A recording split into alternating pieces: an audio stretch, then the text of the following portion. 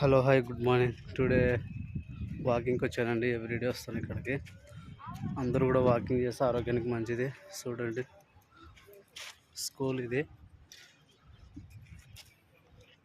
So morning 6కి వచ్చానండి.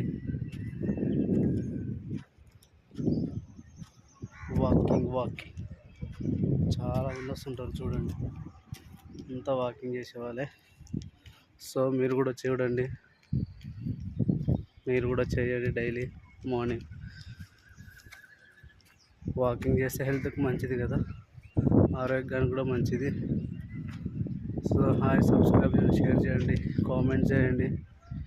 కొన్ని వీడియోలు, కొత్త వీడియోలు మేము ముందుకు వస్తాయి. ఇంతవరకు చూసండి.